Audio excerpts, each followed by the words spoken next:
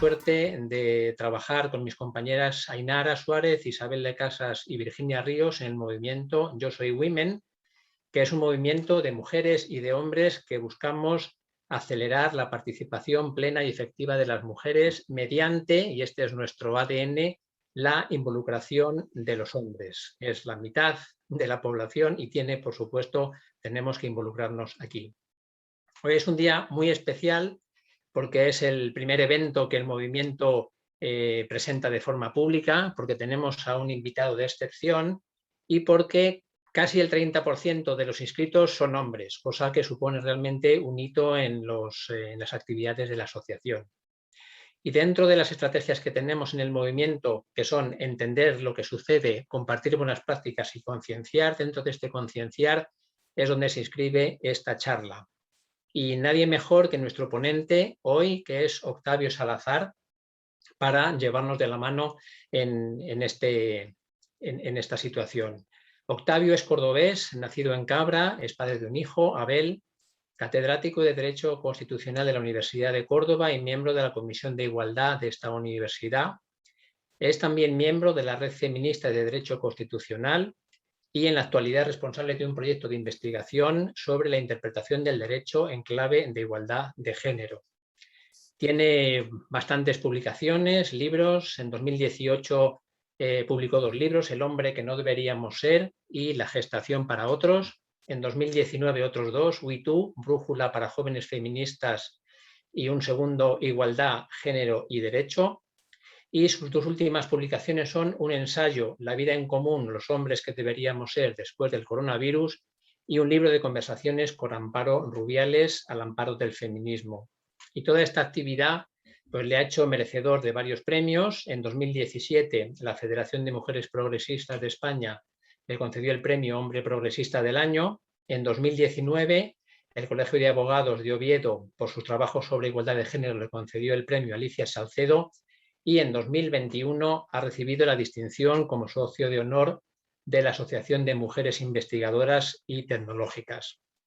Y sin robarle más tiempo, recordad que la sesión se está grabando, por favor poneros en silencio y todas las preguntas que tengáis ponedlas en el chat y las leeremos al final para que Octavio las pueda contestar. Así que Octavio, bienvenido, muchas gracias por tu tiempo y cuando quieras. Bueno, buenas tardes a todas y a todos. Gracias a PWN y sobre todo al movimiento Yo Soy Women. Comparto plenamente, ¿no?, esos objetivos que antes enunciaba ahí y me parece esencial, y en eso llevo trabajando ya un cierto tiempo, que los hombres nos impliquemos mucho más en la lucha por la igualdad y en el cambio de una sociedad en la que efectivamente, si los hombres no movemos ficha, difícilmente vamos a cambiar el escenario y seguirá habiendo, por lo tanto, continuas discriminaciones y violencias que seguirán sufriendo fundamentalmente las mujeres. Me alegra sobremanera que haya un porcentaje tan relevante de hombres asistentes a esta sesión, porque muchas veces siento la frustración de que cuando comunico, ¿no?, el tipo de discurso que voy a compartir esta tarde con vosotras y con vosotros, mayoritariamente hay una audiencia de mujeres, en muchos casos, claro, concienciadas además con estas cuestiones, y siempre echamos en falta que sean más los hombres quienes se vayan incorporando y que vayan tomando conciencia de cuestiones que tienen que ver finalmente con la salud de nuestra democracia, con la justicia social y con cómo construimos una sociedad de equivalentes, ¿no?, que sería el objetivo que nos tendríamos que plantear. Yo voy a compartir en este rato que tenemos una presentación donde sobre todo lo que vais a ver son imágenes que me van a servir para contextualizar algunas de las reflexiones que quiero compartir con vosotros y con vosotras de manera, claro, muy breve, ¿no?, y muy casi andando de puntillas por algunos temas, porque cualquiera de las cuestiones que yo voy a poner sobre la mesa entiendo que requerirían muchísimo más tiempo, y supongo que en otras sesiones que vais a tener o más adelante en otro tipo de convocatoria pues se podrán ir desarrollando, ¿no? Pero al menos voy a intentar ser lo suficientemente provocador, dejando sobre la mesa algunas cuestiones que a mí me parecen urgentes y planteando algunas reflexiones que, claro, tienen que ver con los hombres y muy situándonos en el momento que nos ha tocado vivir, ¿no?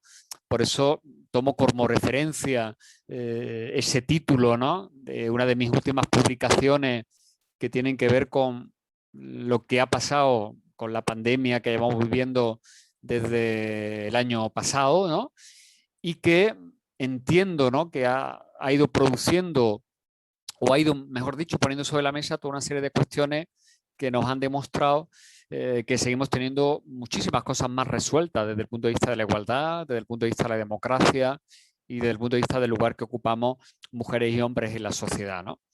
Estas reflexiones, que yo recuerdo que empecé a trabajar en ellas en aquellas semanas, meses tan duros del confinamiento, y que inicialmente me sirvieron casi como un ejercicio de terapia personal, pues luego me di cuenta que más allá de ese proceso reflexivo individual, pues tenían muchas claves que podían ser interesantes para compartirlas, ¿no? Y de ahí surgió ese libro, ¿no?, cuya portada tenéis en la pantalla, y donde planteo, pues entiendo, una serie de cuestiones que tienen que ver no solamente con los hombres, sino justamente con la vida en común, ¿no? Cómo construimos esa vida en común y cómo, en definitiva, le damos forma a una sociedad democrática que sigue siendo deficitaria desde el punto de vista de la igualdad.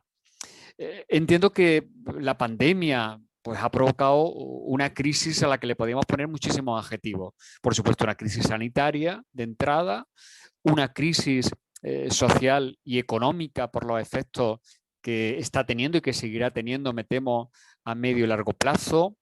Se habla también incluso de una pandemia emocional por las consecuencias que está teniendo en la salud emocional de los individuos y de la sociedad en su conjunto. Esta misma tarde hablaba con un compañero psicólogo que me decía que están absolutamente desbordados, ¿no?, en las consultas, con una larguísima lista de espera por cómo muchísima gente se encuentra quejada de problemas psicológicos y emocionales.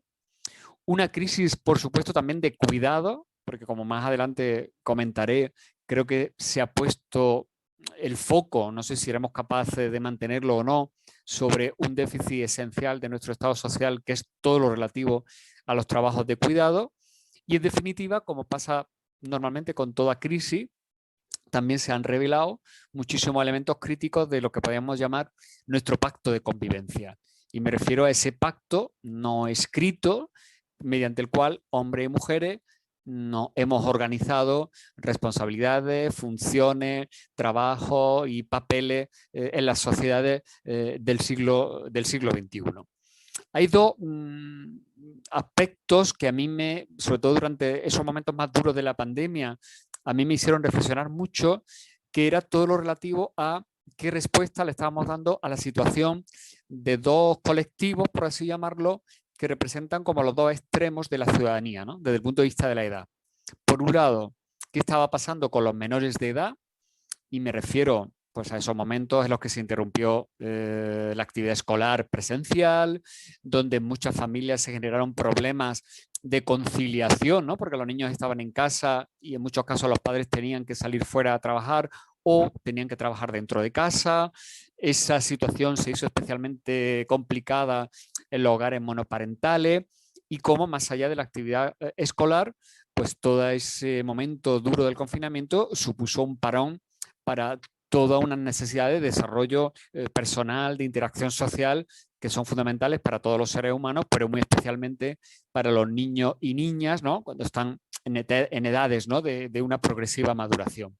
Y en el otro extremo, y claro, y aquí con unas consecuencias tremendas y dramáticas, ¿qué estaba pasando con las personas mayores? Es decir, no solamente por todo lo que tiene que ver con la situación vivida en las residencias, sino también porque, en definitiva, la pandemia nos puso, como yo antes apuntaba, sobre la mesa una cuestión tan urgente, entiendo yo, como es el cuidado de todas esas personas mayores dependientes, que cada vez van a hacer un mayor número en nuestras sociedades, trabajos de los que tradicionalmente se ocupaban las mujeres en el ámbito doméstico, y que luego, cuando se han ido profesionalizando, siguen siendo trabajos también tremendamente feminizados, pero también muy precarios, ¿no?, desde el punto de vista de su reconocimiento social y económico.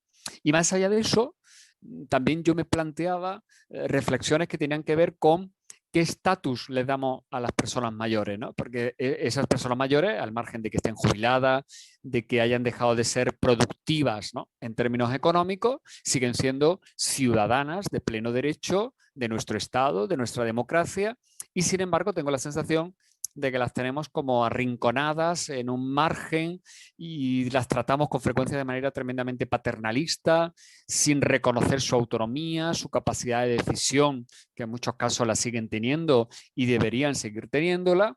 Y por lo tanto me parece que aquí tenemos un reto desde muchos puntos de vista clave para los estados constitucionales del siglo XXI. Y como yo me dedico al derecho constitucional, pues creo que aquí hay dos cuestiones esenciales que tienen que ver, por una parte, con la titularidad de los derechos por parte de los menores de edad y, en el otro extremo, por así llamarlo, de la vida, la titularidad de los derechos y la ciudadanía de las personas mayores.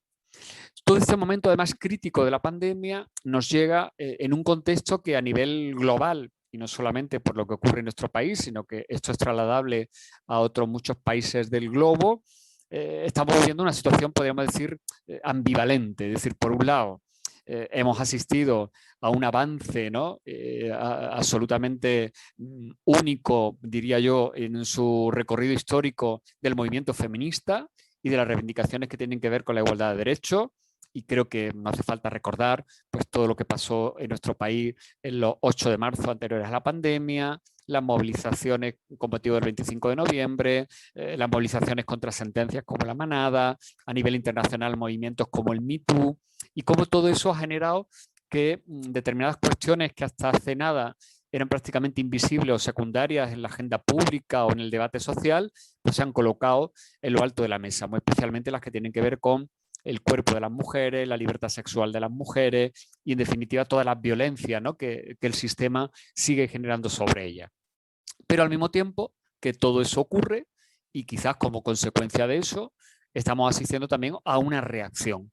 Estamos asistiendo a una respuesta reactiva por parte de un sector de la sociedad, por parte de un sector masculino, y aquí es donde me gusta poner el énfasis, que además está encontrando apoyo en posicionamientos políticos, ideológicos, que están llegando a las instituciones, a los gobiernos, que en muchos casos incluso están cogobernando y que están manteniendo discursos incluso negacionistas de problemas como la violencia de género, que están poniendo en discusión instrumentos legales plenamente consolidados como las leyes de igualdad y que por supuesto tienen un foco crítico de atención clave en todo lo que tiene que ver con el feminismo y con las mujeres feministas, ¿no? Por lo tanto, no podemos olvidar este contexto, por un lado lleno de oportunidades que tenemos, pero también lleno de peligros, de riesgos, ¿no? Y de retrocesos. Insisto que no es algo nuevo. A lo largo de la historia, siempre que ha habido un avance en igualdad de derechos por parte de las mujeres, ha habido una reacción machista y ahora también la estamos viendo como está ocurriendo a nivel europeo y a nivel mundial, con todo ese discurso, ¿no? que tiene que ver con determinadas posiciones en las cuales parte del discurso tiene que ver con eso que ellos denominan la ideología de género y el cuestionamiento, ¿no? incluso de conceptos que estaban más que consolidados desde el punto de vista jurídico, ¿no? al menos a nivel europeo, a nivel occidental. Esto no quiere decir que todo el contexto sea negativo, ¿no? desde el punto de vista de los comportamientos, de las actitudes de los hombres. También es cierto que en los últimos años, y gracias también a ese impulso, ¿no? del feminismo y de las mujeres feministas, pues cada vez hemos ido encontrando más hombres que empiezan a plantearse cuál es su modelo de masculinidad, su lugar en el mundo, su manera de relacionarse con las mujeres, su manera, por ejemplo, de ejercer la paternidad. Está abriéndose paso, ¿no? Todo un planteamiento y todo un discurso que tiene que ver con otra forma, ¿no? de ejercer la paternidad lejos de ese modelo del padre ausente y de ese hombre proveedor que prácticamente no participaba, ¿no? En la crianza y los cuidados de los hijos. Están planteándose también reflexiones, ¿no? desde el punto de vista académico e intelectual sobre las masculinidades, aunque también todo eso convive, y aunque pueda parecer un tanto paradójico, pero bueno, la realidad es así de complicada, con una reiteración muy insistente, sobre todo en los imaginarios culturales, simbólicos, sobre todo lo que tiene que ver con lo audiovisual, de un modelo de masculinidad muy tradicional, ¿no? Es decir, seguimos viendo insistentemente cómo a través de productos como los vídeos musicales, las series de televisión, el cine, la publicidad, vemos insistentemente no solamente un modelo de subjetividad femenina muy determinado, sino también un modelo de masculinidad que en definitiva nos remite a ese modelo más patriarcal y más machista, ¿no? Y luego, claro, la evidencia de que seguimos teniendo una sociedad tremendamente desigual y podríamos poner muchísimos datos y referencias estadísticas que lo certifican, pues es el elemento de la violencia, ¿no? No creo que haga falta insistir en los datos, insistir en esa media aproximada de unas 60 mujeres, en el caso de nuestro país, que mueren asesinadas cada año a manos de sus parejas o exparejas, y cómo efectivamente también durante el confinamiento se produjo una situación peculiar en relación a la violencia machista por las limitaciones que tuvieron muchas mujeres para salir de ese círculo privado, cómo Naciones Unidas utiliza incluso esa denominación que veis ahí, ¿no? La pandemia en la sombra, ¿no? La violencia contra las sombras como una especie, contra las mujeres como una especie de pandemia en la sombra, cómo cuando terminó el estado de alarma asistimos en nuestro país a un crecimiento de los asesinatos machistas, ¿no? Y luego ahí, bueno, simplemente os pongo un dato que es el de la última macroencuesta sobre violencia realizada por el Ministerio de Igualdad en 2019, que nos arroja una cifra tan tremendamente dramática como la que tienen ahí, ¿no? Con un 57,3% de mujeres españolas de 16 o más años han sufrido violencia, ¿no? por ser mujer, ¿no? Lo cual representa pues, más de 11 millones de mujeres, ¿no? Lo cual nos evidencia de que estamos ante un problema estructural de violencia sistémica, ¿no? Como es sistémica, ¿no? La discriminación que sufren las mujeres. En definitiva, seguimos viviendo en sociedades formalmente iguales, es decir, sociedades donde tenemos un ordenamiento jurídico donde se nos reconoce a hombres y mujeres como titulares de los mismos derechos y de las mismas obligaciones, pero donde, sin embargo, ese triángulo que forman patriarcado, entendido como una estructura política y de organización social, el machismo, entendido como una cultura, y el androcentrismo, como esa concepción del mundo que nos coloca a nosotros los hombres en el centro, ¿no? En la referencia, ¿no? De lo universal, ese triángulo sigue estando vigente, ¿no? Y ese triángulo pues se articula a partir de ese doble eje que nos coloca habitualmente a los hombres en una posición dominante y a las mujeres en una posición subordinada. Y ese eje se mantiene gracias al ejercicio de múltiples violencias. Y cuando hablo aquí de violencias machistas, no me refiero solo y exclusivamente a la que entendemos por violencia de género o a la violencia física que puede suponer pues una paliza, una aguantada o, por supuesto, en el caso extremo, un asesinato, sino que me refiero a todo ese tipo de comportamientos que implican negación de la autonomía de las mujeres, humillación, cosificación de sus cuerpos, utilización de su sexualidad, es decir, todo ese amplio abanico de violencias que cotidianamente los hombres, incluso a veces a través del mismo lenguaje, seguimos desarrollando sobre las mujeres, sobre el cuerpo muy especialmente de las mujeres. Sigue estando vigente eso que desde el feminismo, desde la teoría feminista, se ha denominado históricamente el contrato sexual. Es decir, por mucho que hayamos ido cambiando ese modelo en el cual se entendía que las mujeres tenían que estar en el espacio privado con determinadas responsabilidades vinculadas fundamentalmente a las tareas reproductivas y a los cuidados, y los hombres en lo público vinculados a lo productivo y al poder, aunque efectivamente eso ha ido cambiando sobre todo a lo largo del siglo XX, y las mujeres os habéis ido incorporando a la esfera pública, a la esfera del poder, y habéis ido incorporando en definitiva al estatus de ciudadanía. No ha ocurrido en paralelo lo mismo con los hombres con respecto a los espacios privados, a las responsabilidades que tienen que ver con lo doméstico, con la atención a las personas dependientes, etcétera, etcétera, ¿no? Por lo tanto, ese contrato sexual, por más que lo hayamos ido erosionando poco a poco, sigue estando vigente en gran medida, y ahí es donde está, pues yo diría que el gran meollo, ¿no? De la desigualdad, ¿no? Fijaros cómo con muchísima frecuencia escuchamos a muchos hombres, incluso a muchas mujeres que también lo dicen con respecto a sus parejas, a sus maridos, esa frase que destaco ahí, ¿no? Los hombres ayudan a las mujeres, ¿no? Yo ayudo a mi mujer. Esa expresión tan repetida, insisto, nos delata rápidamente que sigue habiendo un número muy importante de hombres que entienden que todo eso que tiene que ver con lo privado, con lo doméstico, es responsabilidad de las mujeres, y que solamente nosotros nos incorporamos de manera puntual a determinadas actividades, que de manera muy generosa y muy complaciente a veces, desarrollamos porque entendemos que le estamos echando una mano a nuestras compañeras. Un momentito, que bebo agua. Y fijaros cómo durante la pandemia se puso de manifiesto justamente cómo seguimos sin tener resuelto de manera adecuada ese reparto de funciones y responsabilidades. Y cómo las mujeres que se han incorporado a lo público siguen teniendo una sobrecarga añadida de trabajo, de responsabilidad, de tiempo que tienen que dedicar a todo eso que tradicionalmente se ha vinculado con lo femenino. Yo me planteaba, ¿no?, cuando escribía esas reflexiones, que lo mismo, todo ese momento de la pandemia en el que muchos hombres habían tenido que renunciar a su presencia en lo público, ¿no?, a esa presencia permanente, ¿no?, en su espacio de proveedores, podría haber servido, no sé si al final eso ha sido así o no, para que muchos hombres se dieran cuenta de todo ese trabajo que se desarrolla en el espacio privado, de todas esas responsabilidades que no son solamente de trabajo material, sino también emocional, que siguen asumiendo mayoritariamente ella, y que a partir de esa reflexión y de esa concienciación podían haber dado un primer paso, ¿no?, para modificar determinadas actitudes y comportamientos, ¿no? Quiero llamar aquí la atención también cómo determinadas respuestas que en el momento de la pandemia se dieron para resolver situaciones laborales, como por ejemplo el teletrabajo, pueden suponer en muchos casos un arma de doble filo si efectivamente son mayoritariamente las mujeres las que asumen esa opción laboral, con dos riesgos, ¿no?, que entiendo yo que lleva aparejado, ¿no? Primero, el riesgo de que al estar en la casa, al mismo tiempo que asumen ese trabajo, podríamos decir, público, siguen siendo las principales responsables de todo lo que tiene que ver con lo privado, con lo cual llega un momento en el que se entremezclan todas esas funciones y responsabilidades y la situación puede ser absolutamente asfixiante, ¿no?, porque ahí ya no hay ni horarios que valgan, ni divisiones que valgan para delimitar una esfera u otra.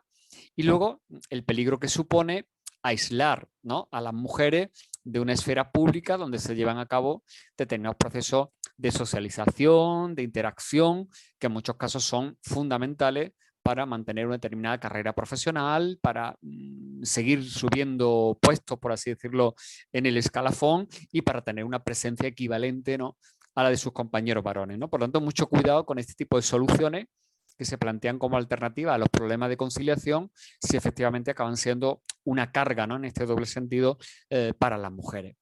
Las mujeres se han ido incorporando, como antes decía, al espacio público, al espacio del poder, al espacio de la representatividad, pero todavía sigue habiendo muchísimos espacios controlados mayoritariamente por hombres y a veces casi en régimen de monopolio.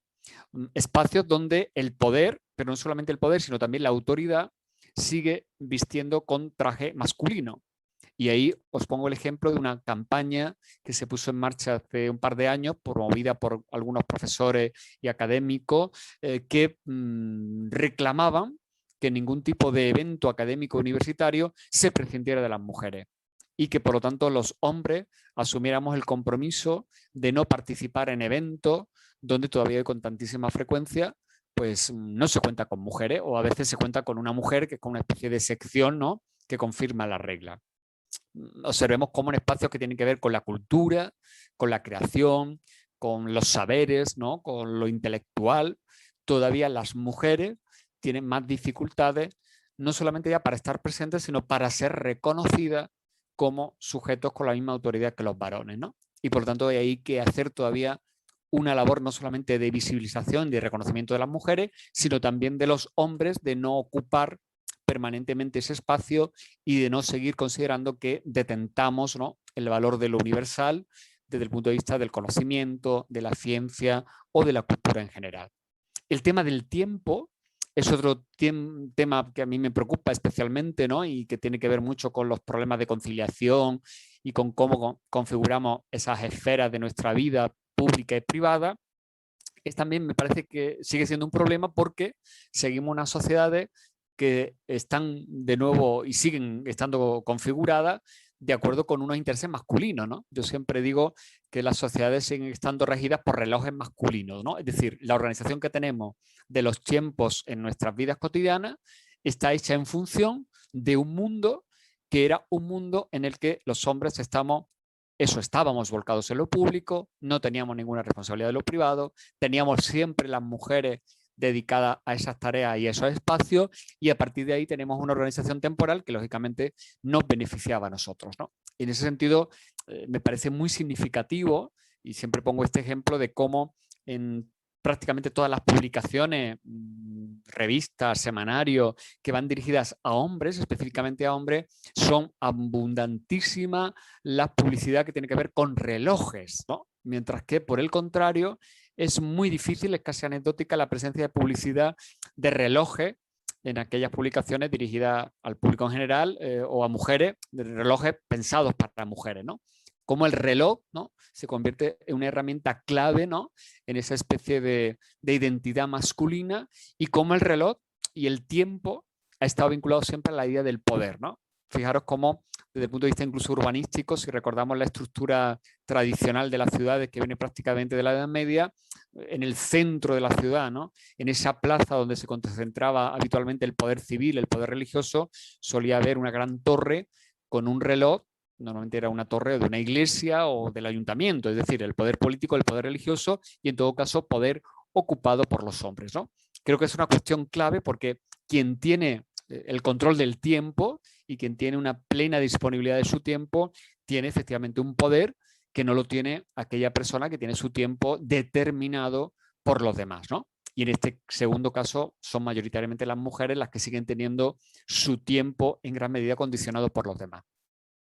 La masculinidad, y traigo aquí una definición que utiliza la antropóloga mexicana Rita Segato, tiene que ver mucho con esa idea de la capacidad de adueñarse, es decir, esa concepción que los hombres hemos interiorizado como seres el que tenemos la posibilidad de adueñarnos, ¿no?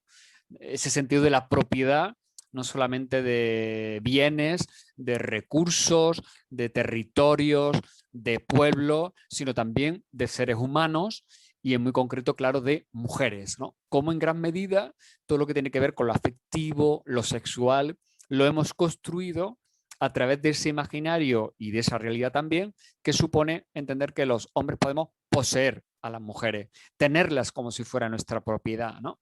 Y desde ahí construir un determinado entendimiento del amor, de la relación afectiva, de la sexualidad, de los vínculos que tenemos con las mujeres. Cómo esa educación en esa sexualidad dominante y que requiere una subordinación de las mujeres, una subordinación erotizada, en la que vemos reproducida ahora a unos niveles alarmantes y preocupantes en la pornografía, que mayoritariamente se consume a través de Internet, que cada vez es más consumida por los chicos y chicas jóvenes. Hay montones de estudios, ahí pongo algunas referencias que nos alertan de cómo esa ventana se está convirtiendo en una peligrosa vía de mala educación sexual para los más jóvenes, porque efectivamente ahí todo el imaginario que se transmite es un imaginario de explotación, de sometimiento y de violencia sobre el cuerpo y la sexualidad de las mujeres. Una pornografía y una concepción de la sexualidad que tiene a su vez conexión con otra institución patriarcal pues evidente e histórica, ¿no?, como es la prostitución, ¿no? Recordemos que España es el país europeo donde se consume más prostitución, sexo mediante pago, y el tercero a nivel mundial, ¿no? Por lo tanto, creo que también aquí tendríamos que plantearnos una serie de reflexiones que tendrían que ver sobre todo con cómo desde una masculinidad patriarcal se legitima el acceso al cuerpo de las mujeres mediante el dinero, ¿no? Y cómo forma parte, ¿no?, de toda esa construcción de lo masculino, pues la normalización de la prostitución como una institución en la que ni siquiera en muchos casos nos planteamos que ahí permanentemente se está produciendo una violación de derechos fundamentales de las mujeres prostituidas que tienen que ver con su dignidad, con su integridad física, con su integridad moral y a veces con su vida, ¿no? Prostitución que lejos de desaparecer está incluso aumentando y, como nos alertan todos los estudios, está incluso aumentando el consumo entre los hombres más jóvenes. Esta idea, además, vinculada a lo que yo llamo ahí la hipermasculinidad, ¿no? Se ha hablado mucho y se ha reflexionado mucho sobre esa concepción de las mujeres a través de su cuerpo permanentemente cosificado, sexualizado, pero yo creo que no se han hecho tantas reflexiones críticas sobre cómo también, muy especialmente ahora a través de las redes sociales, se lanza a los hombres y a los chicos más jóvenes esta concepción de un ideal de hombre de cuerpo masculino que tiene que ver con una exaltación del vigor, de la musculatura, de la fuerza, esa idea del hombre máquina preparado siempre para la acción, para la competición, para demostrar que es un hombre de verdad y que es capaz de enfrentarse a todos los peligros, ¿no? Esa especie de heroísmo, ¿no?, masculino, que tiene que ver a su vez con esta idea que yo denomino aquí la idea de la omnipotencia, ¿no? Si por algo se ha caracterizado esa construcción cultural de la masculinidad, es por entender que los seres humanos varones, pues éramos y somos una especie de seres omnipotentes. Es decir, que lo podemos todo. Una visión que tiene mucho que ver, esa idea de la omnipotencia, con lo religioso, ¿no? Y lo religioso nos lleva a cómo, claro, fundamentalmente las religiones monoteístas, lo divino se identifica con el hombre, ¿no? Es un Dios hombre que evidentemente genera toda una construcción cultural que a nosotros nos coloca en una posición destacada. Esos relatos están en nuestra cultura y tienen que ver, por supuesto, con la mitología clásica, tienen que ver, insisto, con las religiones, tienen que ver con la idea de los superhéroes que hemos visto tantas veces en el cómic, en el cine, y bueno, en cómo se traduce incluso eso en una determinada concepción de la política, ¿no? Ese estatus, ¿no?, que tiene que ver con esa omnipotencia, es justamente el que ahora muchos hombres empiezan a sentir que se pone en crisis, ¿no? Desde el momento en que han dejado de convertirse en los proveedores, en que empiezan a darse cuenta que tienen que compartir el espacio público de poder con las mujeres, en cuanto que en ese espacio de pareja o familiar ya no necesariamente van a ser los que tienen el mejor trabajo o los que ganan más dinero o los que llevan incluso el dinero a casa, y por lo tanto ese estatus masculino construido tradicionalmente sobre la idea del dominio empieza a resquebrajarse. Y ahí nos encontramos una posible respuesta de por qué muchos hombres están reaccionando de manera muy machista ante los avances en igualdad, ¿no? Y cómo tratan de alguna manera de mantener el status quo, incluso de volver a tiempos pasados donde efectivamente ese estatus tradicional de masculinidad los colocaba en una posición de privilegio, ¿no? Esa idea de, además del heroísmo y de la omnipotencia, se traduce incluso en el lenguaje que utiliza con muchísima frecuencia la clase política. Yo recuerdo, ¿no?, que durante los meses más duros de la pandemia a mí me resultaba muy molesto incluso esa apelación, ¿no?, que desde el vocabulario de determinados líderes políticos se hacía la idea del heroísmo, ¿no?, los héroes de la pandemia, ¿no?, como incluso cuando se hablaba del personal sanitario, ¿no?, se utilizaba esa palabra, o como se hablaba incluso de una especie de batalla, ¿no?, contra el coronavirus, ¿no? Creo que era completamente improcedente en ese contexto justamente utilizar toda esa terminología que nos remite a una visión, insisto, muy masculinizada de lo público, del poder, incluso muy violenta, ¿no?, de lo que supone enfrentarse a un problema sanitario, a un problema social, requerido, entre otras cosas, de respuesta desde lo público, de servicios públicos de calidad y de un personal, en este caso sanitario, con unas condiciones dignas de trabajo y no de heroísmo, ¿no?, que se aplaudía desde los balcones. Y ligado a toda esta idea de la omnipotencia, otro elemento clave que es la mala educación que los hombres hemos recibido siempre con respecto a lo emocional. Hemos entendido que toda esa dimensión emocional era una dimensión más femenina que masculina, por lo tanto, que desarrollar y expresar todo lo que tiene que ver con las emociones, con la fragilidad, con la vulnerabilidad, de alguna manera negaba nuestra masculinidad. Era una especie de traición a ese modelo de virilidad. Y como ahí los hombres seguimos siendo en gran medida, como dice un cómico británico que se llama Grayson Perry, una especie de estreñidos emocionales que no sabemos gestionar bien nuestras crisis internas, nuestras crisis de identidad, nuestras incluso depresiones, ¿no? Y como en muchos casos reaccionamos con ira, con agresividad, con violencia, que son el resultado justamente de no saber manejar bien nuestras propias frustraciones, nuestras debilidades, nuestros miedos, nuestras inseguridades, ¿no? Hay una encuesta que se hizo por el CIS, ¿no?, durante el momento inicial de la pandemia, donde había esa respuesta que os pongo ahí, que es muy llamativa, ¿no? ¿Podría usted decirme si ha llorado debido a la situación en la que estamos? Bueno, pues fijaros que había un 83,1% de hombres que contestaban no, nunca he llorado, ¿no? Puede ser un dato meramente anecdótico, pero me parece que no lo es tanto si lo ponemos en ese contexto, ¿no?, de construcción perversa, diría yo, de la masculinidad. Creo que por lo tanto que es urgente, insisto, que superemos ese modelo de masculinidad patriarcal.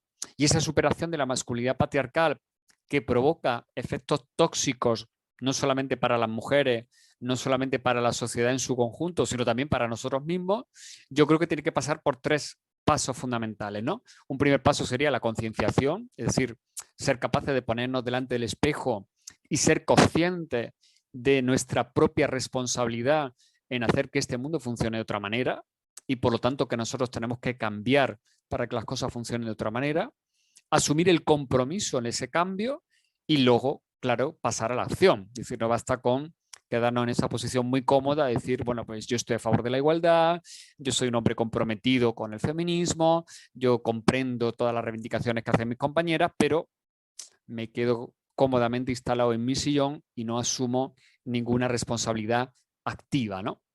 Por supuesto que lo personal es político, ¿no? Como bien dice el feminismo. Y creo que aquí se imponen una serie de cambios que tienen que ver con lo personal, pero que también tienen una trascendencia política.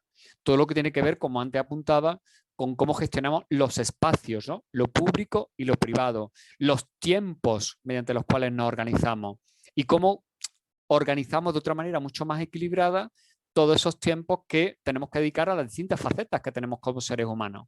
El tiempo que dedicamos al trabajo, el tiempo que dedicamos a la familia, el tiempo que dedicamos a los vínculos personales o el tiempo que dedicamos a nosotros mismos, ¿no? Y a nosotras mismas. El asumir la corresponsabilidad, me refiero aquí a los hombres, en lo emocional, ¿no? Todo ese sostén emocional de la familia, de la pareja, en gran medida sigue sobre los hombros de las mujeres. Los hombres habitualmente nos desentendemos, ¿no? Porque esto también supone un desgaste muy importante. Y luego la centralidad de los cuidados, no solamente en nuestras vidas, sino también en la agenda política, ¿no? Como esos trabajos de cuidado que durante la pandemia hemos visto que son los imprescindibles, deberían ser los más valorados social y económicamente. Cómo deberíamos incorporar a nuestras vidas cotidianas eso que el feminismo ha denominado la ética del cuidado, ¿no? Hasta el punto de que, como dicen algunas compañeras, ese término de la ciudadanía pudiéramos convertirlo en la cuidadanía, ¿no? Jugando con las 2 primeras letras de la palabra. Pero además de esos cambios personales, necesitamos lógicamente cambios estructurales y políticos, ¿no? Hacen falta políticas económicas con perspectiva de género, hace falta un entendimiento de la justicia social como reequilibrio de recursos y oportunidades, hace falta desarrollar políticas públicas que protejan a las personas más vulnerables. Frente a la devastación ecológica en la que estamos ya instalados irremediablemente, el ecofeminismo lleva décadas planteando respuestas y alternativas que tienen que ver justamente con otra manera de relacionarnos con la naturaleza y con los recursos. Insisto en lo que decía desde un primer momento, el Estado social tiene que incorporar como una pata esencial los cuidados. Y esto pasa por reconocer los derechos sociales como derechos fundamentales, por crear suficientes infraestructuras de cuidado, servicios públicos de calidad y universales, tener en cuenta los distintos horizontes generacionales de una sociedad, es decir, no son lo mismo las necesidades y los intereses de una persona mayor o una persona jubilada que los de un adolescente o los de un chico o una chica de 30 años. Tenemos que organizar nuestro tiempo y nuestro trabajo en función de las necesidades de nuestra vida y no al revés, como lo seguimos haciendo todavía hoy. Y por supuesto no hay que olvidar que estamos en un mundo interconectado y que por lo tanto siempre que hablamos de estas cuestiones relativas a igualdad y derechos humanos, no podemos perder de vista que estamos en un mundo global donde efectivamente la desigualdad y la vulnerabilidad que existe en el planeta repercute y nos afecta también en nuestro propio territorio y en nuestro propio lugar donde habitamos cada día. Y todo esto creo que debería ir atravesado, por así decirlo, por 2 cuestiones que a mí me parecen clave. El tema de la educación, que puede parecer una obviedad, pero es que es la herramienta clave para que eduquemos a una ciudadanía corresponsable con toda esta perspectiva que acabamos de plantear antes. Y eso implica también educar para la cuidadanía, algo que, por ejemplo, los hombres no estamos habituados, es decir, a nosotros no se nos socializa para cuidar. Y luego creo que es muy importante que se empiecen a desarrollar desde las instituciones públicas políticas igualitarias dirigidas a los hombres, ¿no? Donde se ponga el acento en ese trabajo que tiene que ver con una revisión de la masculinidad patriarcal, violenta, donde la cuestión de la sexualidad me parece que es una cuestión clave, ¿no? Que había que trabajar también desde lo educativo y donde se planteen determinados retos que tienen que ver con cómo nosotros los hombres nos situamos en nuestro entorno personal, pero también en el mundo público y en la esfera pública, ¿no? Creo que todo esto pasa por una revolución mucho más ambiciosa y, si queréis, casi utópica, que también, como yo creo que nos ha puesto de manifiesto la crisis provocada por la pandemia, debería llevarnos a cambiar completamente el paradigma de lo humano. Yo creo que hasta ahora el paradigma de lo humano ha tenido que ver mucho con ese sujeto masculino, ese sujeto racional, productivo, tremendamente competitivo, ¿no? Muy ligado, claro, al homo economicus del capitalismo, y eso nos ha impedido ver la dimensión, yo creo que más radicalmente humana, que es la dimensión de la vulnerabilidad. Es decir, si algo nos caracteriza como seres humanos, hombres y mujeres, es el ser vulnerables. Y al ser vulnerables, al mismo tiempo somos seres interdependientes. Y desde esa interdependencia tenemos que construir otro concepto de autonomía que no tiene nada que ver con esa libertad absolutamente individualista que nos venden algunos discursos políticos, sino que tiene que ser necesariamente una autonomía relacional. Y esa autonomía relacional nos implica en una, o lo debería implicar, mejor dicho, en una ética de la responsabilidad, que supone justamente el vivir con otros y con otras, entre otros y entre otras, para otros y para otras. Y todo esto, y con esto quiero concluir para que haya algún tiempo de preguntas o de posible debate, no es algo que yo haya ideado o haya inventado durante esos meses de confinamiento en que me ponía a escribir cada tarde. Todo esto son propuestas que llevan muchísimo tiempo haciendo el feminismo, haciendo la teoría feminista, donde se plantea en definitiva un proyecto civilizatorio alternativo. Es decir, lo que estamos tratando de construir es otro modelo de humanidad. Por eso cuando se habla a veces de nuevas masculinidades, de nuevos hombres, yo soy crítico con ese concepto por muchas razones, pero entre otras cosas porque yo creo que el objetivo es construir otro modelo de organizarnos como sociedad, como humanidad, otro modelo de ética y de vida buena a partir de la cual podamos desarrollarnos mucho más plenamente como seres humanos. Y todo esto, insisto, que lleva siglos trabajando en el feminismo, entiendo que exige una responsabilidad, un compromiso, un trabajo, pero también es una propuesta liberadora y emancipadora, ¿no? El feminismo es una propuesta que busca la emancipación de todos los seres humanos, que las mujeres lo saben bien porque ha sido la propuesta política que les ha permitido ir conquistando espacios de autonomía y de derecho, pero que yo creo que también los hombres deberíamos empezar a asumir como una propuesta que nos puede emancipar de esa masculinidad tan tóxica que también a veces a nosotros nos convierte en seres tremendamente inútiles, discapacitados y hasta con frecuencia desgraciados, ¿no? Y todo eso desde, insisto, y con esto concluyo, desde una perspectiva tremendamente positiva, optimista, ¿no?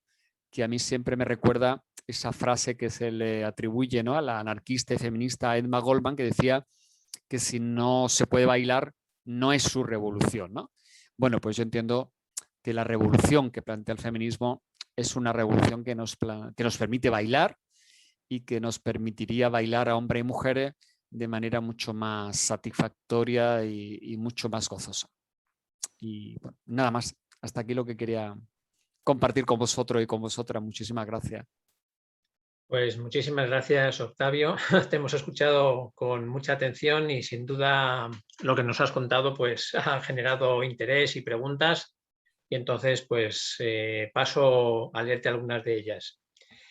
Mira, Isabel nos pregunta si podrías dar 3 ideas sencillas que a nivel individual hombres y mujeres podamos hacer para avanzar en igualdad.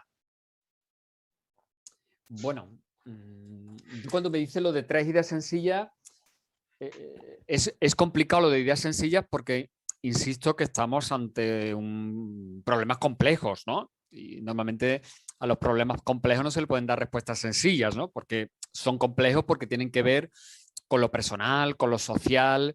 Es decir, por mucho que incluso tú quieras cambiar determinados hábitos a nivel personal o familiar, si luego no tienes un sistema que te permite esos cambios, pues claro, la situación se vuelve muy compleja. Es decir, por mucho que yo tenga la voluntad de ser corresponsable con mi pareja en el cuidado de los hijos, si los tengo, de las personas mayores que conviven con nosotros, si no tengo un modelo de organización laboral, de tiempo, que me permite conciliar esas esferas, pues podré tener toda la voluntad del mundo, pero si sigo teniendo un horario imposible y unas posibilidades imposibles de organización de mi propia jornada laboral, pues evidentemente poco podré hacer, ¿no? Entonces, claro, entiendo que las respuestas tienen que ser complejas porque abarcan todo eso, ¿no? Pero yo creo que, por decir algunas cosas como muy simples, pero que, insisto, eh, siguen siendo complicadas, ¿no? Yo creo que hay un tema, dirigiéndome y pensando fundamentalmente en los hombres, yo creo que hay una tarea clave, que yo siempre insisto en ella cuando me dirijo a los hombres hablando de igualdad, que es que los hombres empecemos a escuchar mucho más a las mujeres.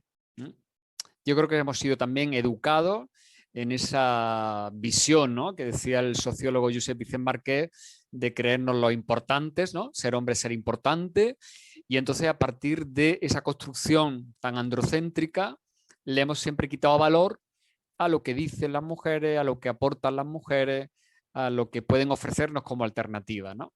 Y eso es algo que lo llevamos habitualmente a nuestra vida de pareja, a nuestro lugar de trabajo, a esas reuniones donde con tanta frecuencia pues se ningunea lo que aporta una mujer y se le da una importancia excesiva a lo que dice un hombre que a lo mejor simplemente se ha limitado a repetir lo que acaba de decir una compañera. Entonces yo creo que ahí los hombres tenemos que hacer, y digo un esfuerzo, porque supone romper con una dinámica tradicional en la que hemos entendido que las mujeres están ahí como una especie de accesorio en un nivel muy secundario. Y creo que tendríamos que empezar por esa labor de escucha y de ser capaces de ponernos en su lugar, ¿no? Yo creo que ese ejercicio de empatía, los hombres no hemos sido todavía capaces de hacerlo del todo, ¿no? Y luego creo que es muy importante desde el punto de vista de ese nivel más personal e íntimo que tiene que ver con la corresponsabilidad, ¿no?, de asumir determinados papeles y demás, ser muy consciente de que yo diría que cualquier ser humano tiene como tres grandes facetas, ¿no?, en su vida en cuanto al tiempo del que dispone. Uno, lo que tiene que ver con el trabajo que le da un poco el sustento económico para la supervivencia. Otro, lo que tiene que ver con los vínculos personales, familiares, afectivos, si tiene pareja, si tiene familia. Y luego otro elemento importantísimo que es el tiempo propio. Entonces, ¿cómo organizamos esos tres tiempos? Entonces, claro, yo creo que ahí, en el contexto de una pareja, de un matrimonio, pues eso obliga a hacer una especie de renegociación constante y de pacto constante para que las dos personas que están implicadas en ese proyecto pues puedan desarrollarse plenamente en esas tres facetas, ¿no? Para que ninguna de las personas que están en ese pacto se vea especialmente sobrecargada con una determinada responsabilidad. Y creo que eso obliga, insisto, no existe ahí una especie de modelo tipo, ¿no?, que de un primer momento podamos firmar y a partir de ahí dejarnos llevar, ¿no? Yo creo que eso obliga a un trabajo continuo, permanente, ¿no?, de ir renegociando y de ir también equivocándose. Es decir, yo creo que también hay que lanzar el mensaje, y cuando yo me dirijo al hombre siempre insisto en eso, que esto es un proceso que nos obliga a permanentemente equivocarnos y a cometer errores, y que no pasa nada por cometer esos errores, porque estamos de alguna forma desaprendiendo lo que hemos aprendido de que éramos pequeñitos. Entonces es normal que volvamos a cometer el error de una actitud machista, de un comentario machista, de no estar a la altura, ¿no?, de lo que significaría ser un hombre igualitario. Yo soy el primero que todos los días cometo montones de errores que podría calificar como machistas, ¿no? Pero yo creo que lo importante es estar en ese proceso de concienciación, ¿no?, y tener la capacidad de ir aprendiendo y de ir rectificando, ¿no? Muy bien, sin duda, cosas concretas que podemos empezar a hacer. Mira, Armando también nos pregunta sobre dos temas que has comentado, para encontrar un poquito más de detalle o algunos ejemplos sobre las políticas económicas con perspectiva de género y sobre el ecofeminismo. Ajá. Bueno, pues eso daría también para hacer seminarios amplísimos, ¿no? Porque hay hay toda una línea, ¿no? Por ejemplo, dentro hay compañeras, ¿no? Economistas, ¿no? Que trabajan en esa línea feminista de la economía, que tiene que ver de alguna manera con el cuestionamiento de un modelo productivo, que es el modelo mayoritariamente extendido entre nosotros y que está muy ligado a un modelo también determinado de masculinidad, ¿no? Y que nos obliga permanentemente, ¿no? Eso, a ser productivos, a ser tremendamente competitivos, ¿no? A tratar de demostrar permanentemente lo que valemos, a poner sobre todo el énfasis en la producción de determinados bienes, ¿no? Que la sociedad ha convertido como los más relevantes, mientras que todo otro tipo de trabajo, de servicios y de necesidades han quedado en un plano tremendamente secundario. Entonces, claro, las políticas económicas feministas tratan de reequilibrar como al mínimo, ¿no? Como cuestión casi básica, ¿no? Esas dos esferas, dándole un mayor peso desde el punto de vista incluso de lo que contribuye a la riqueza de un país, pues todo ese tipo de trabajo, actividades, servicios que tradicionalmente no lo hemos valorado, ¿no? Y que no lo hemos tenido en cuenta a la hora de diseñar cuáles son las estrategias económicas de un país, ¿no? Yo creo que durante la pandemia se ha puesto de manifiesto cómo hay toda una serie de esferas que no identificamos con lo productivo en términos económicos puros y duros, pero que no solamente son necesarios para el sostén de la vida, sino que también son, por ejemplo, creadores de nichos de empleo, pueden crear, ¿no? Otro tipo de infraestructuras que pueden contribuir, ¿no? A que haya un mayor empleo en determinados sectores normalmente precarizados, pero para eso, claro, necesitamos unas políticas que coloquen el foco y la centralidad en esos aspectos donde tradicionalmente no lo han puesto, ¿no? Porque han estado siempre en lo privado, en lo femenino y en lo no productivo, ¿no? En términos muy capitalistas, si queréis, ¿no? Y no sé lo del ecofeminismo. Bueno, el ecofeminismo es una corriente que lleva también ya muchísimo tiempo dándole vuelta a cómo podríamos plantear de otra manera la relación con otros seres vivos y con la naturaleza en general, ¿no? Cómo, de manera general, la relación que el ser humano ha mantenido con la naturaleza ha sido una relación de tipo extractivista de recursos, de explotación de recursos, que luego, claro, eran necesarios para mantener determinados niveles de consumo, de producción y exigencias del modelo económico. Entonces, desde lo que feminismo lo que se plantea es, teniendo en cuenta determinadas experiencias que tienen que ver con determinadas comunidades originarias, con determinadas actividades que las mujeres han desarrollado tradicionalmente en las comunidades, cómo nos relacionamos con esos recursos de manera mucho más sostenible, claro, y marcando pues otro tipo de prioridades, cambiando las políticas económicas para que no deriven finalmente en esas dinámicas tremendamente depredadoras, ¿no? De los recursos, pero también de las personas, ¿no? De determinadas partes del planeta que están en condiciones casi infrahumanas para que la otra parte del planeta tengamos un determinado nivel de desarrollo. Bueno, pues toda esa crítica es la que plantea desde hace ya tiempo el ecofeminismo, ¿no? Y que lo vincula justamente con todas esas capacidades de cuidado, de protección, ¿no? De los sujetos más débiles que tradicionalmente han desarrollado las mujeres, ¿no? Esa ética del cuidado, ¿no? A la que yo me refería antes y que tendríamos que proyectarla no solamente hacia los seres humanos, sino también hacia otros seres vivos, hacia los recursos naturales, hacia el planeta en general, ¿no? Es decir, porque si no, no podemos cuidarnos a nosotros si no cuidamos el planeta, ¿no? En definitiva.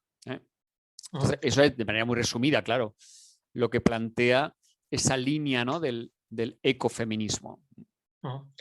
Muy bien. James nos pregunta si observas diferencias entre los diferentes países o quizá culturas o continentes en cuanto pues, al objetivo de esta igualdad. Bueno, aquí, claro, es muy complicado a veces comparar, ¿no? Los contextos, porque claro, no tiene nada que ver, siempre se pone como referencia a los países nórdicos del norte de Europa como países que son los más avanzados en determinadas políticas de igualdad, ¿no? Y de hecho, efectivamente, muchísimas políticas, por ejemplo, educativas, en reconocimiento de permisos de maternidad, de paternidad, bueno, pues evidentemente siempre miramos, ¿no?, a países como Suecia, como Noruega, como el gran referente, ¿no? Pero luego es muy curioso observar cómo, por ejemplo, en esos países sigue habiendo, por ejemplo, cifras pues tremendamente acusadas de violencia machista, ¿no? Lo cual nos puede resultar muy llamativo. Decir, bueno, pues si estos países son como el paradigma, ¿no? Los primeros que incorporaron cuotas electorales en los partidos políticos, que han tenido, ¿no?, representación femenina muy potente, ¿no?, en las instituciones.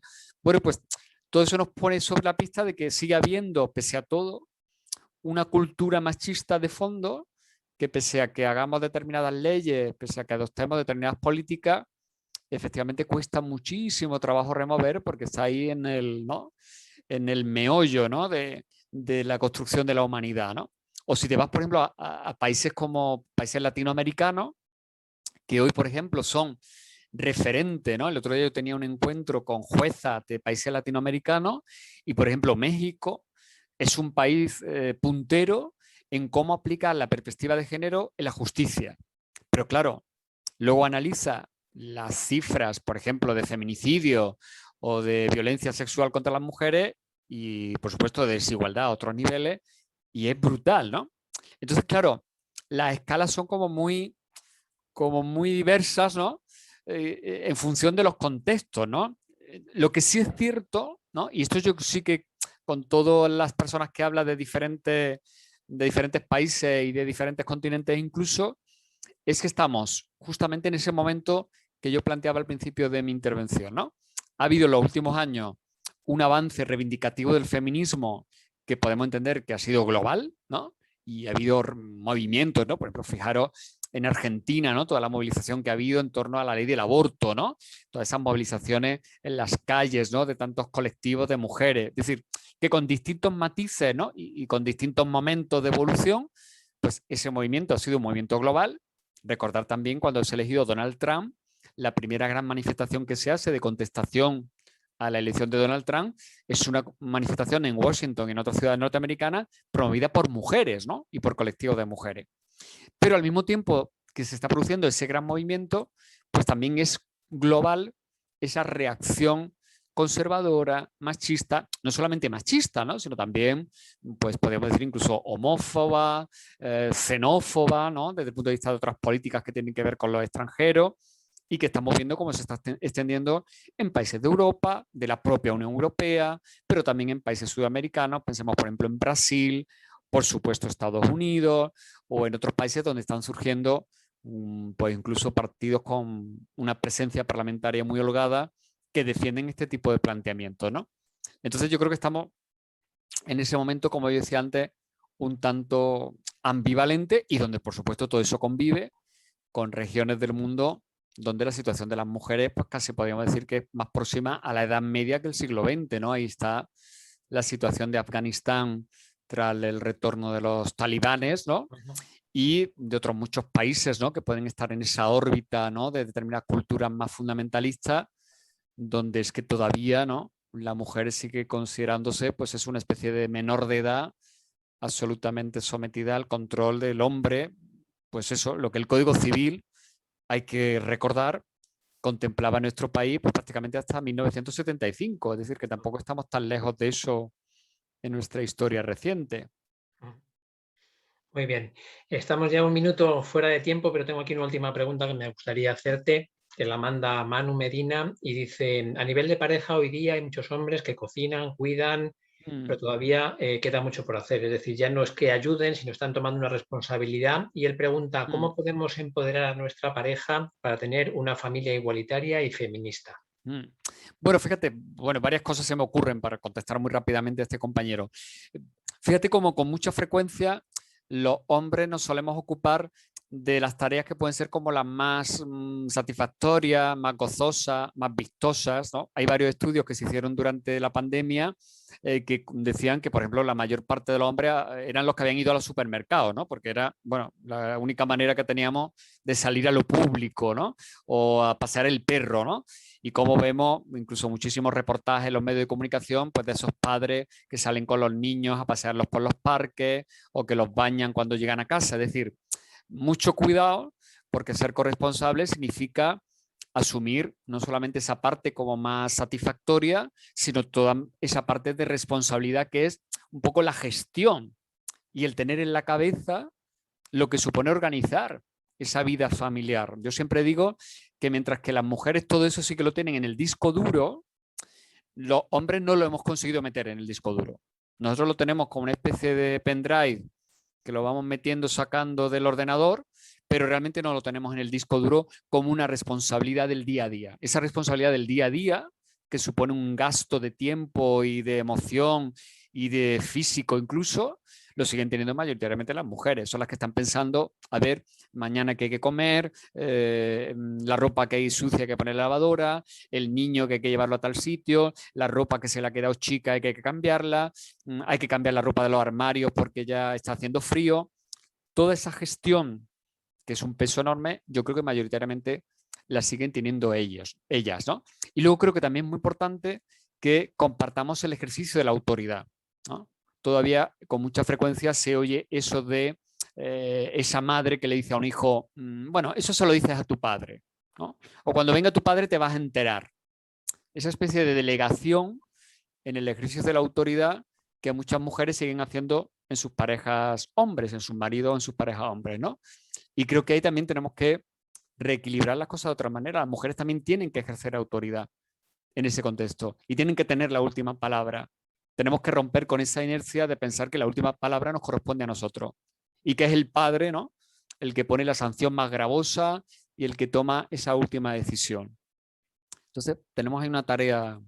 Y luego no lo olvidemos, ¿no? Siempre que hablamos de cuidado, hablamos de niños y niñas, pero yo siempre digo, ¿dónde estamos los hombres cuidando a los mayores, ¿no? Cuidando al abuelo, a la abuela, a esa persona que se ha hecho dependiente y donde todavía mayoritariamente son las mujeres quienes, por ejemplo, se piden excedencia en sus trabajos para cuidar a personas mayores, o todavía son mayoritariamente mujeres migrantes las que de manera precaria se ocupan de cuidar de nuestros mayores. Muy bien.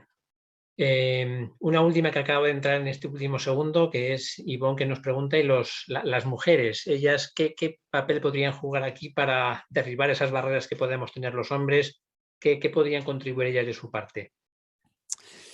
Bueno, yo creo que sobre todo todas estas cuestiones que yo he planteado, es un trabajo que tenemos que hacer los hombres. Es decir, yo no creo que a las mujeres haya que añadirle una sobretarea más allá de las muchas que ya tienen y que están relacionadas con todavía su búsqueda de igualdad de derechos, ¿no?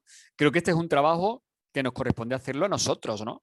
Y que tenemos que currárnoslo nosotros. Las mujeres, en todo caso, lo que yo entiendo es que en esos contextos privados o públicos tienen que tener muy claro que ellas son sujetos autónomos, equivalentes a nosotros, y que en ningún caso deben dejar pasar ni una que suponga cualquier tipo de intromisión en ese ámbito de autonomía que a ellas les corresponde. Pero ese trabajo de transformación yo creo que nos corresponde hacerlo a nosotros, nos corresponde pues eso, a hacer ese proceso personal, íntimo, pero que también es político. Y siempre que a mí me preguntan cuál debe ser el papel de los hombres dentro del feminismo, ¿no?, la lucha por la igualdad, pues justamente yo creo que es este, ¿no?, el que los hombres nos dirijamos a otros hombres y vayamos incorporando a otros hombres a estos procesos, ¿no? Y sobre todo que rompemos esas actitudes pasivas, ¿no?, que supone, yo siempre digo que tolerar el machismo es también machismo. Y muchas veces los hombres a lo mejor no tenemos comportamientos explícitamente machistas, pero sí toleramos que, por ejemplo, en nuestro entorno laboral, sin ir más lejos, se produzcan comportamientos machistas, ¿no? Yo creo que ahí los hombres tenemos la responsabilidad de sacarle los colores al compañero o al colega que actúa de manera machista. Pues Octavio, muchísimas gracias por tu tiempo. Son las 8:06. Ha sido una sesión increíblemente interesante, con mucha participación. Gracias a todos los que habéis conectado y os habéis interesado. Y bueno, pues os seguiremos informando de nuevas acciones que desde el movimiento Yo Soy Women vayamos realizando, y de verdad un placer haber estado hoy con vosotros. Y sin más, pues os deseo una feliz tarde y hasta pronto. Muchas gracias. Hasta pronto.